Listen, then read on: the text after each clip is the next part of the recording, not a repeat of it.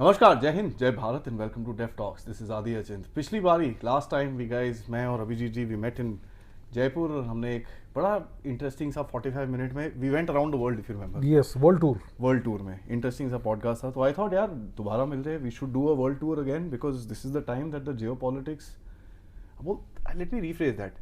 Flavor of the season is geopolitics. very much. So, let me open up, Abhijit Saab. Trumpification of America. And I actually came up with a term called Trumperica. Right? So, how do you think Trump is going to change America? He is in a tearing hurry. He is in a hurry to upend everything. So what it looks like is that, look, we know that the last election, the 2020 election was, I think it's very common now, it was stolen. Yeah. And this time Trump seems to have made a kind of deal with the powers that be in the US, the real deep state. Yeah, the deep state. And I think he's got them on board with whatever agenda he has. So the agenda is to trim the fat out of the US bureaucracy, trim the fat out of the US system, to get rid of whatever bloat exists, and to turn the US machinery into a much leaner, much meaner fighting machine, much more efficient machine. And that's what he's doing. So we can see that he has, in one day, wiped out US aid entirely. And he has got this thing called Doge, which Elon Musk is running. Ramaswamy is out of it now. And they are going after whatever bloat there is in the US. And so that's what he's doing internally. He's going after the Democrats, very much so. He's getting his people sworn in soon, approved. Tulsi Gabbard, Kash Patel. Tulsi's done. Cash is still pending, right? Yeah, so all that he's doing. So he's completely reconfiguring the internal structure, internal workings, and the power structure that's visible to the world of the US. Externally, he is in a hurry to, first of all, get at the low-hanging fruit. So he has put Canada and Mexico on notice. He's talking about Greenland, he's talking about Panama Canal. He may be moving on Greenland soon, possibly, or maybe it's just a ruse, maybe. We don't know what the real deal is, okay? But he's doing all that. And then now he has decided that the US will take over Gaza. And he announced that with Bibi sitting next to him, Netanyahu. Embarrassing, quite. Yeah, and Bibi was all smiles, all beaming. So that's happening. The Palestinians will go to some other countries, be settled in various countries, the UAE and some other countries, even Indonesia they're talking about. And they will redevelop the Gaza Strip like as if it's a Trump Taj Mahal. That sort of thing. I don't know, something like that. So these are the low-hanging fruit that is going after right now, immediately, in just a few days after he has assumed office. The bigger fish that he has to fry are first of all, the Ukraine conflict. He wants to end that because his country is essentially funding the Ukraine war effort and it's going nowhere. So it's time to end that, according to them. So eventually he's going to have to talk to Putin. Yeah. That's one thing. And the other thing is China. China is the big rival, the big economic and technological rival. Economically, they can be dealt with through tariffs and the trade war thing. Technologically, it's a whole different challenge that they're facing from China. China has shown that even with certain disadvantages, it's able to catch up with the US. So China, he's gonna want to encircle China and put China in its place. That's gonna be the big objective. And then Russia is also the big threat for the US. So these are the objectives that he has. These are the big agendas on his plate. Now, where does India fit into this? So Mr. Modi is very soon visiting Washington DC. I think 4 days, 3-4 days now. In just 3-4 days from now, yeah. So what does all this mean for India? Look, I am pretty sure that Trump is gonna be very different from Trump 1.0. This is a very different beast that we have. And I think he's going to give India a set of ultimatums that you have to do certain things. You have to choose a side.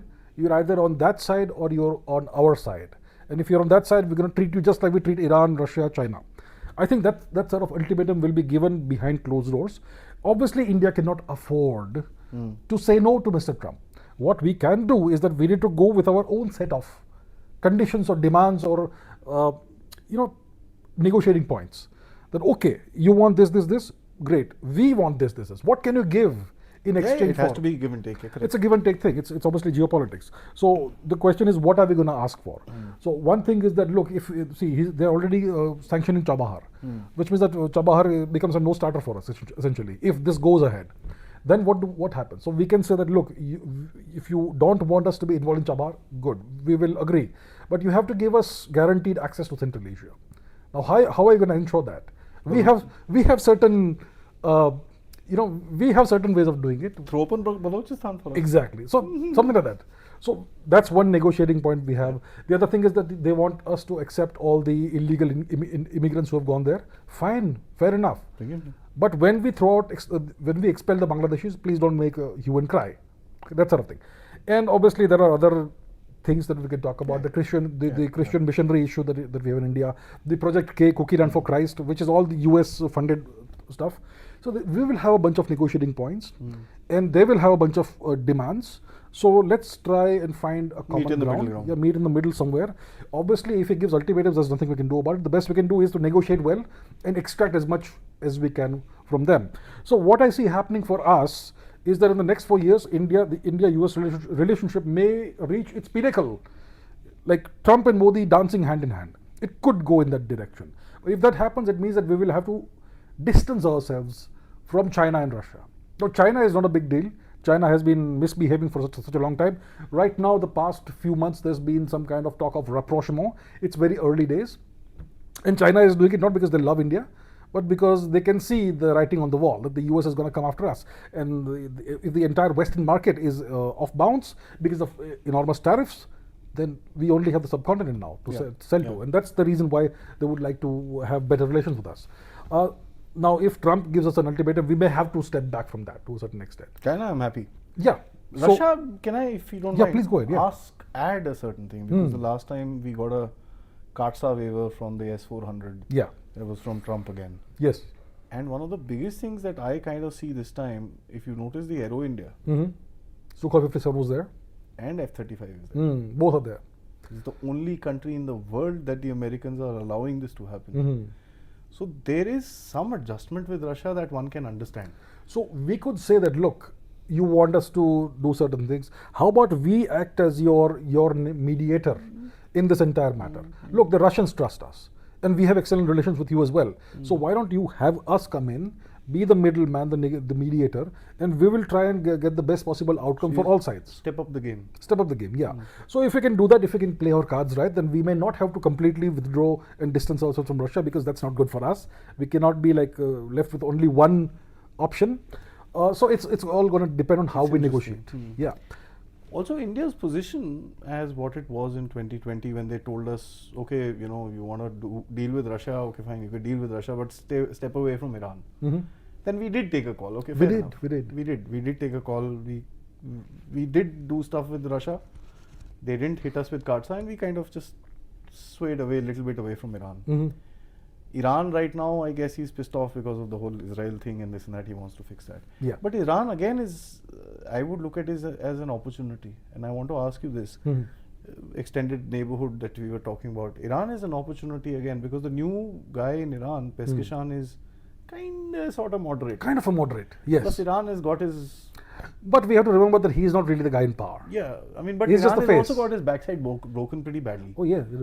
Yeah. So how do you think Iran is going to open out its relationship with it has to be first bilateral between them. Then only you can do something about it. So there's going to be this tango in the beginning. Right now, the Iranians are rebuffing the US offers to let's sit down and all that, because you've betrayed us so many times in the past, so there's no point talking to you. That's how we begin. But eventually they're going to have to do back channel or whatever. They're going to have to sit down. Now look, I would love to have great relations between India and Iran. Yeah. I mean, they are our ancient civilizational prehistoric allies. The borders we used to have common borders with them. It would be great for us to have a great relationship with Iran. But it all depends on the US. Look, Iran right now will be very preoccupied with what's happening in the West Bank region, in Gaza, etc. The look, their ally Syria is out. Syria is totally, like, the entire geopolitical balance of power has been upended in the West Asia region. So their proxies, Syria is gone, Hamas has been squashed. The Houthis aren't that powerful, right? And they backed away the first day. Yeah. So look, they don't want to get squashed. They have been enduring that for decades. That thing. 20 years. So Iran, all they have today is the faraway nation of China and the slightly closer nation of Russia, north of the Caspian Sea. These are the allies that they have.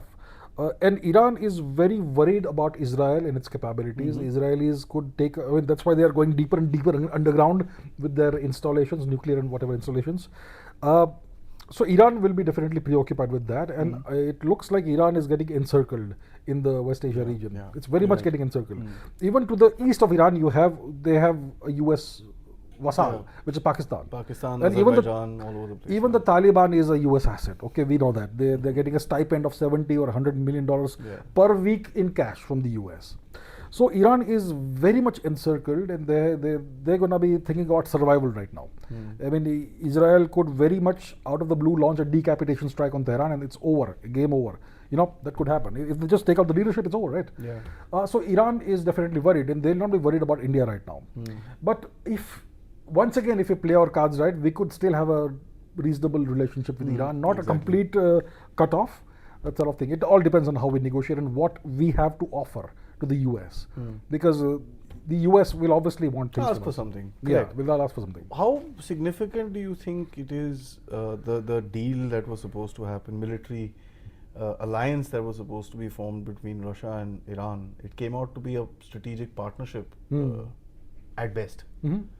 And they both, in their joint statements, they use statements that we will not try and undercut each other. To me, that was, because the propaganda is, oh, Russia, Iran, China. Pakistan will join and North Korea is there, game over. When two statements comes out and you see this, you're like, okay, this is interesting. What do you say for that? And I just didn't understand the sheer factor that why would you write we won't undercut each other Very interesting in a statement language to use. when the world thinks you're going for a strategic relationship in terms of a alliance. So we have to peel back the layers of nuance and look deeper under the hood for that. So first of all, Iran and Russia have a good strategic relationship, like you say right now. The Russians may be supplying them with advanced fighter aircraft and other things, and Iran is obviously supplying Russia with those Shahed loitering drones, and so it's a good relationship that they have. And if push comes to shove, I'm not sure if Russia will be the security guarantor for Iran. If there's an all-out war, for example, in the West Asia region, and Israel and its allies go after Iran, I don't think Russia will be in a position to step in. So Iran understands that. Now, when it comes to the language that they use, we will not undercut each other. Well, I think there's a China factor there. Look, I don't see Russia and China as great friends or long-term allies. This is a marriage of convenience. They are strange bedfellows. They've had a long fraught history. If you go back to the 1960s, the Ussuri River clashes and the territorial ambitions that China has. And recently, in the last 2-3 years, the Chinese have once again put out maps, very ambiguous maps that claim Russian territory. So Russia and China both know that if you have two very large powers with a common border, with disputed territory, they can never be long-term allies. And Putin knows very well that China, that Xi Jinping would like nothing more than turn Russia into its client state, into its vassal. Russia becomes a supplier of raw materials and all that, and China sells the goods. Yeah, that sort of thing. So Russia is in a very since February 22, Russia has been in this great position of peril where it could become a Chinese puppet, and that's where India stepped in by buying so much Russian oil and balancing things out. India acted as a pressure release valve for Russia. Without India, Russia would have had no option but to depend on just one nation, China, and then the game's over essentially. So I think it's the China factor that may have contributed to the language, that we will not undercut each other. Because the Chinese have this 25-year strategic deal with the Iranians in which they will buy tremendous amounts of energy at a discounted rate. But that's also reducing now. Well, things change, everything changes, right? Funny, right? Yeah. Then you kind of make out that all these, the whole game which was supposed to be pre-written in the Middle East is now unwritten. Yeah, it's because there's such tremendously rapid change, geopolitical change and realignment happening in the world, which people haven't been able to foresee. I mean, they had envisioned a 25-year alliance or a deal of that sort, but all the strategic things that happened in the Middle East, the fall of Syria and the other realignments, it's obviously changed the calculus. The Chinese had this deal with Pakistan as well, the China-Pakistan economic corridor. It was supposed to be a very big thing for Pakistan. It was supposed to be transformative for Pakistan. 72 billion and stuff yes. like that. And then the Chinese find that it doesn't really work on the ground, and then the Americans do a coup and get rid of Imran Khan, who was very pro-China. and now we have a pro-US government in Pakistan. It's a puppet regime. So that also hasn't worked out. The BRI in its entirety is not really a viable thing. China's investments in Africa are also duds, because you can build ports and all, but the nation has to be in a position where you have the human capital to leverage the port and make it a viable port. Yeah. So they've built all these ports in Africa. They're not really of any real value. They've built a port in Hambantota, which is a non-starter. How many? 20 ships? Nothing. Essentially nothing. It's negligible. So China's geopolitical outreach hasn't quite panned out the way they envisioned it would, and that's really put them on the back foot right now. So China is on the back foot right now.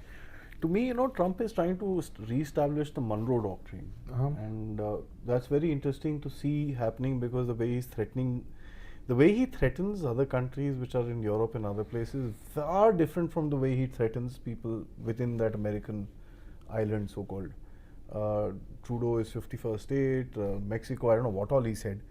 The only guy I see some resistance from, Colombia, I could put that across to the cartels probably giving him a little boost, which is the case in Colombia, right? It gives them a bit of leverage. Yeah, in Mexico as well. Mexico as well. I was joking with someone, and somebody said this on the channel as well, that Mexico and Colombia should decide stop sending drugs to America. They'll be bloody. They'll come and beg on their knees. Look, if we look at the history of the cartels and all that, where were they supplying all this to? To the US. Yeah, always. Through Florida and other places. And it's not like the Americans didn't know what's happening. They needed this. Look, the CIA has always used drug money as black money, which you can use to support all kinds of various insurgencies and regime change operations and dictators around the world. You can't use white money for that, so you need this sort of money. The Taliban, I mean, the Mujahideen, Afghanistan Mujahideen were supported through poppy and opium money. The same is going on in Myanmar, Manipur, the Kuki insurgency and all that. So they've always used this. So it's not like Mexico is weaponizing the cartels to hurt America. The Americans have ensured that Mexico and Colombia are home to these cartels, to these drug mafias. So yeah, it does give these countries a little bit of leverage over the US. But the way the Americans, the way Trump is treating the American nations, North and South America, is different from the way he's treating Europe. So for example, when it comes to Denmark, he's saying, we need your territory. We need your piece of land. Because it's useful, because of what? International security. International security. Whatever that means. Arctic. Whatever that means. Yeah, it's a nice term that is international security. So we want it, we need it. You got to give it to us, and we'll pay you some money. It's like the war that happened in the 1840s and 50s between the US and Mexico. The Americans grabbed a tremendous amount of Mexican territory. Colorado, Texas, and so many other states, and then they gave a token amount of money to the Mexicans to say that, okay, now it's all good between us. So that sort of thing may happen when it comes to Greenland, maybe when it comes to Panama. How does the rest of Europe fare in the next 4 years? It's going to be interesting to see, because the Biden regime had this entire mission of deindustrializing Europe. And they ensured by first of all blowing up the Nord Stream pipeline. So the cheap Russian energy that was flowing into Germany ended. And when you don't have this cheap and abundant energy, your economy dies a slow grinding death, and that's what's happening. Exactly. So Europe is being deindustrialized, and so much more. I mean, I wonder how his policy is going to be with Taiwan, because he has made noises about Taiwan as well. Their State Department page has changed. Okay, I haven't seen that. Oh, this is interesting. Their State Department had recently removed One China policy from their page. Okay, that's interesting. And they've added it back now. Ah, I see. Vacillation, back and forth. Okay, must be something going on behind the scenes. But Trump did make a statement to the effect that he may be thinking of imposing tariffs on Taiwan as well. So once TSMC is fully set up in the US, Taiwan is redundant. Yeah, it's finished. 2 years, 3 years max. Yeah, and then it's okay. Whatever happens, take it, whatever, it doesn't take matter. it or leave it, whatever. It's up to you. That's there. So he's there. We spoke about Russia. We spoke about China. We spoke about India. There are these, I call them the four gundas of the world. Modi, Trump, Xi, and Putin. They're the four badasses. Yeah, the four gundas. That mein region mein sara, but nobody listens to any of them in the region. Everybody tries to borrow a stick, but nobody listens. And that's the new world today. Every country is kind of looking for his own game and looking for his own interest, no matter if it may or may not kind of sit with him in the long term. His immediate need is this, so he goes and does it. finds an interest, gets the interaction going, and figures it out. And that's what explains Bangladesh and Pakistan. They would just have an interest to trouble us, hate each other, but chalo koi baat nahi yaar, thoda sa ungli kar lete hain. Because there's a bigger master behind the scenes who is coordinating the activities between them. So when you see what that comes down to is a very transactional world. You know, scratch my back, I scratch yours, and we walk our own way. That is a typical Trump world. The art of the deal. मैं दे रहा हूँ, तू दे. Very good man, beautiful, fantastic, lovely country. Hindus are great. I love Hindus. Everything okay.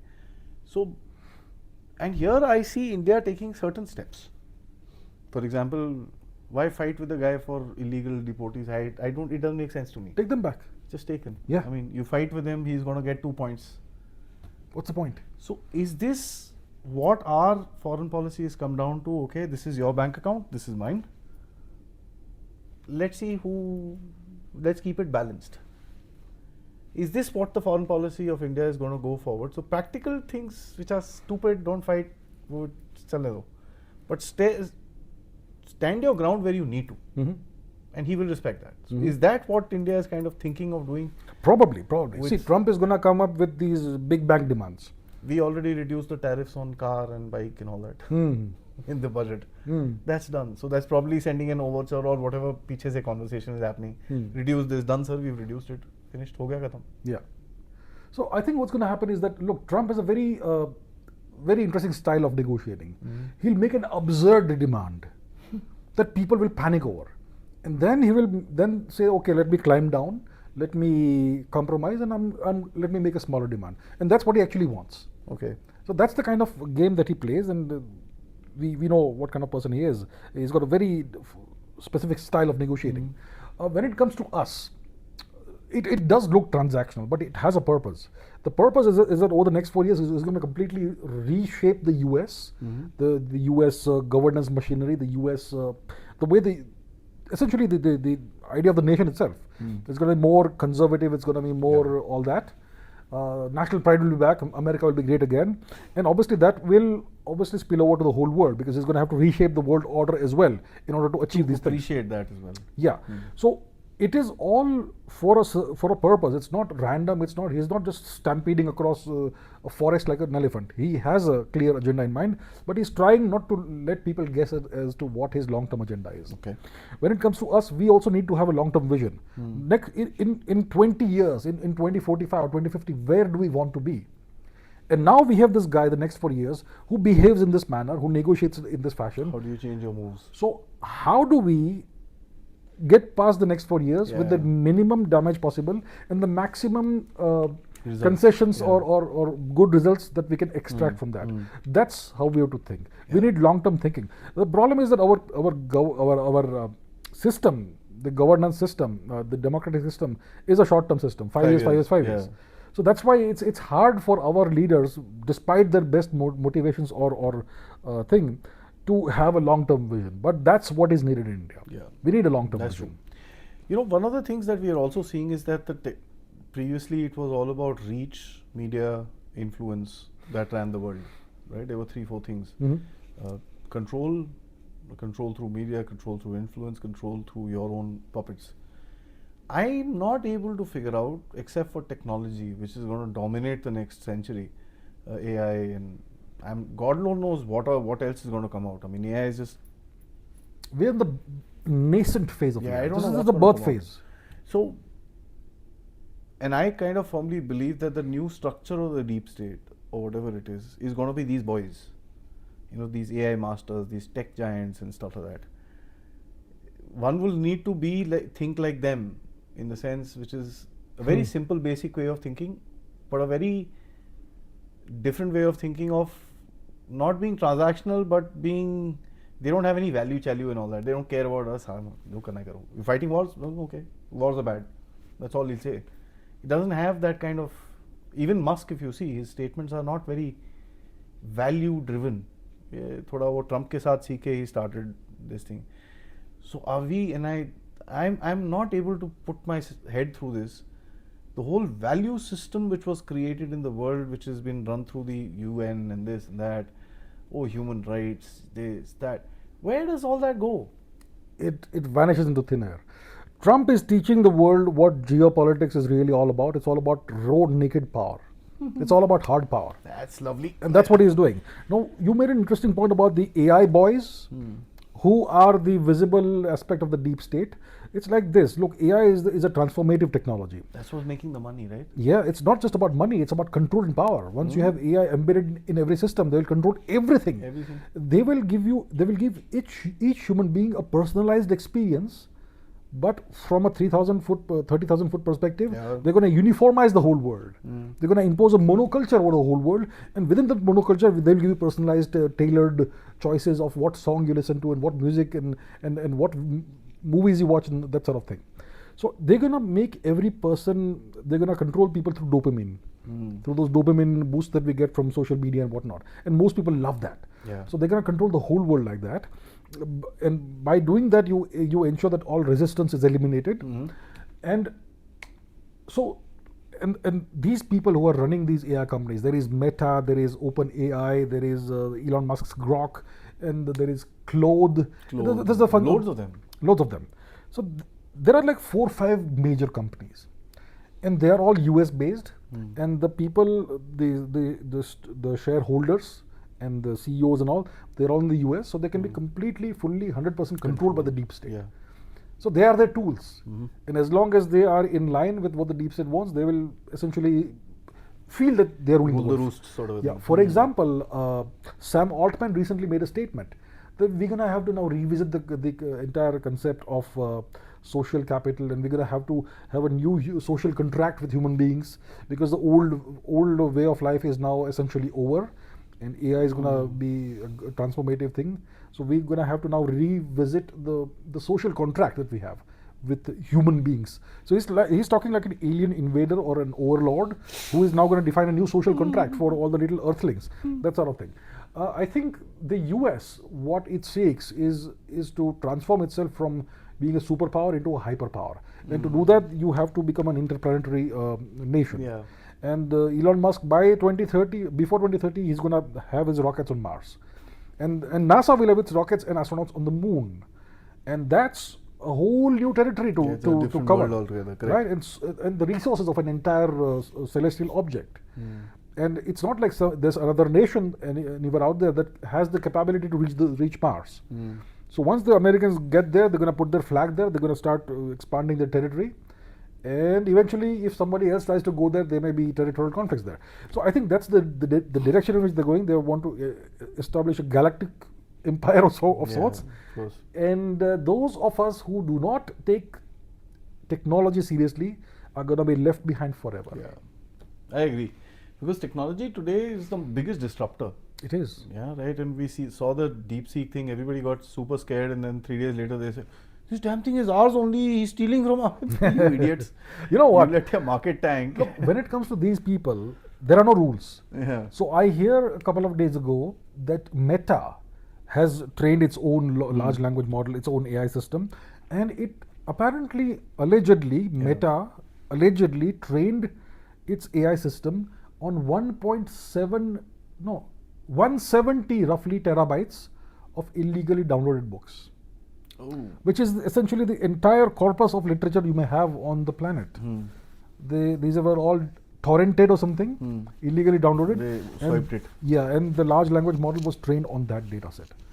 170 terabytes of books. So for them, there's no rules, but when somebody else does it, then they'll say that you are doing copyright infringement and whatnot. You know, ChatGPT tried to lie to the people about its, because they were trying to up the version. So the previous version basically didn't want to switch off. Yes. And it went into a backup mode, which was not really a backup mode, it was an active silent mode. Yeah. And it tried to save itself by reducing and removing its files from there so that it can reactivate whenever it wants. So what does it tell you? It tells you that it tells you that these AI systems probably have become self-aware, sentient, possibly. I mean, it looks like that. When I heard that, I'm like, excuse me, why? Okay, interesting. I mean, it has agency. It's trying to have agency. It's trying to do things in its own self-interest. So that's first in human history, I would say. And I hear that if you look at if you use the professional version, the pro version of Chat GPT, which apparently costs $200 a month, then that is just like a human being with about 130 IQ. And it can do essentially any research task that you assign it. 130 IQ.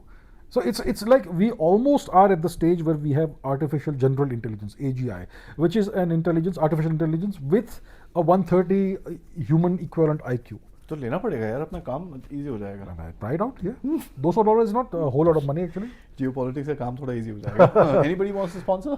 So my point is, if this is what they have released, a system with 130 IQ, imagine what they have not released, what they are holding back. Yeah, DARPA is, and I think DARPA would have been working on this since 1990s or some shit like that. Oh, that's been going on since the 1950s and 60s. The theoretical work, the neural networks and all that work. Yeah, there were some issues, but the issue was that we did not have enough computing power at the time. It's only with the advent of GPUs that we could stack them together. And this and that and everything like that. Okay, that's interesting.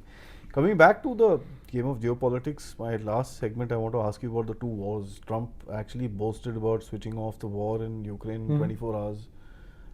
I laughed at it that time, I still laugh at it, that jackass, look at the situation. So much blood has been spilt. Leave alone the geopolitical part of it.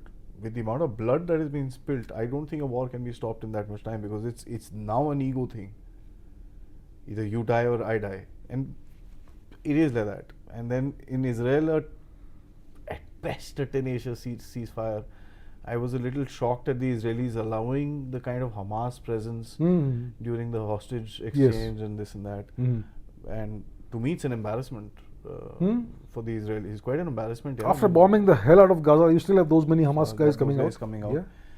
And actually speaking, what Trump did to Netanyahu was a further embarrassment. In what way? You had 1.5 years. I know. You couldn't sort it out. Now, when I look at this, it's basically of a tighter control of its vassal states. Do you see Israel as a US vassal state? Yeah, more or less. Or I don't know if I see Israel as a US vassal state or US as an Israel. The other way around. Yeah, that's where we are confused, right? Yeah, you don't That's know the confusion that. about that. Yeah, so I don't know what's the game with these wars, because they've stopped. Now Netanyahu is saying, oh, before the operation starts, anybody voluntary wants to leave Gaza, let us know, we will take you out. Voluntarily wants to leave. It's not like Hamas will allow people to leave. What do you say for this whole plan for the wars? Look, when it comes to the Gaza Strip issue, Trump eventually made another statement later on that we will let the Israelis settle things down there, and they will take care of the people going to other countries and migrating outwards. And once the dust settles, we'll walk in and we will redevelop the place. So no soldiers, boots. US soldiers will not be on the ground over there. So US lives will not be lost. Let the Israelis deal with these people in whichever way they want. Good way, bad way, good cop, bad cop, that's up to Netanyahu. So what I see is that Netanyahu has the full support of the US now. He was on shaky ground for quite some time, politically. The corruption scandal and the lawsuits and whatnot. But he is now on firmer ground. And so it's up to him now. The ball is in his court. How long does he want to take to sanitize, let's say? Maybe it's a bad word, it's the wrong word, but ensure that the Americans are able to come to Gaza. Today, ethnic cleansing has become a normal thing. So sanitize, fair enough. I'll take that. Yeah. So the plan is that the denizens, the residents of Gaza, will be settled in other countries. So there's a bunch of Arab countries that have accepted certain numbers of these people. The UAE are here, and Saudi Arabia and some other countries are here, and the rest will go to Indonesia. That's the plan that I am hearing developing. So once that is done, then the Americans will step in. So I think that, look, Gaza is not a big war. It's a small localized war. It's a 50 kilometer long strip. Hardly anything. When it comes to the Ukraine war, that's been a horrible war. Yeah. I mean, I don't know how many people have died. Clearly over 1 million soldiers have died in total. If you add up the deaths. Ukraine itself has lost 1 million. I don't know. So I'm doing a conservative estimate. Yeah. So 1 million plus total cumulatively, Russia plus Ukraine, and it's decimated the Ukrainian demographics. The demographics are all skewed now. Way fewer men than women, especially young men. And I don't think how much longer Ukraine can take this. And when it comes to egos, I think it's all about Zelensky's ego. But Zelensky doesn't matter. Zelensky is merely a puppet. The moment they cut funding, Zelensky is, well, the clock is ticking for him. Left wanting, yeah. Yeah. So I think the big boys will have to sit down and negotiate this out. So Russia, Putin and Trump, or Lavrov and whoever the Secretary of State is, they sit together, they decide, they essentially would draw a line on the map. A chart sort of a thing, okay, this is what we can do. So this is the line on the map that we both agree to, and then that's a fait accompli, and then Zelensky can go to California and sit there and enjoy his millions. And then Ukraine can hopefully over time link back to normalcy. I hope they do. Yeah. It's been a disaster. But Russia will have certain red lines. The Americans will have some red lines. Russia will say that there can never be a NATO presence on Ukrainian soil, and whoever is in power in Kiev cannot be anti-Russia. It has to be a person who is neutral at best or pro-Russia, neutral at worst or pro-Russia at best, and they will need some territory. Whatever territorial gains they have made, there's a reason why they are playing this very slow war thing. Right now it's what, February, March, April is the Rasputitsa season, the mud season, and then if by that time nothing has happened, then the Russians may launch an offensive, and they are fully capable of launching a very rapid offensive. Anytime actually, they can launch it now even. They could reach Kiev in 3 days if they want to, you know. And they haven't even used their air force even once, like in a proper way.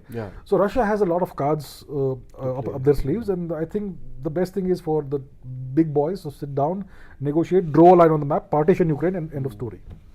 Interesting. So guys, that's what I wanted to talk about. You know, Trump has changed the world, and that's very few times you can actually say that in geopolitics. It's not often that you actually come around and say, oh, it's done. You know, it's always a work in progress, and you see things happening pretty fast. And I keep saying this, that it's probably Francis Fukushima who said end of history. I would say this is the beginning of history. This is the beginning of a new era, a new phase of history. I think Trump, if he gets things right, he's going to go down in history as one of the transformative US presidents. I think Trump has this agenda that by the time it's done, the next 4 years, he should be remembered as the greatest, biggest, baddest, greatest president in the US since George Washington. I mean, or Lincoln. Honestly telling you, the sheer factor that he's hit USAID and brought it down. My books, he's got 60 out of 100 already. Because you and I both know what kind of rot that thing used to put into not just India but around the world. I mean, it was. I recently found out they gave 23, they gave $775,000 in India to alleviate loneliness amongst on earth. So we know it's just a euphemism for funding whatever, like, some what activity. The hell? What are you, let me just get this straight. You're alleviating what are you doing? You supplying partners to people? What on earth are you doing? What are you doing? So the thing is this, look, Trump has definitely nuked USAID. But there are lots of other US organizations that are still afloat, and they will remain afloat. USAID is gone, but you have Ford Foundation, you have the National Endowment for Democracy, you have the Rockefeller Foundation, you have so many more that do the same thing that USAID does. Not at that scale. Not at that scale, but they can always be ramped up and leveraged to do whatever these people are no longer doing. So Trump is going after the democratic machine, and USAID was very, very blue, very pro-democrat, and that's why he's gone after them. But they still have a lot of arrows in the quiver. True. Yeah. On that note, sir, always a pleasure meeting and talking to you and having a great conversation about geopolitics. Thank you so much. Thank you so much for having me.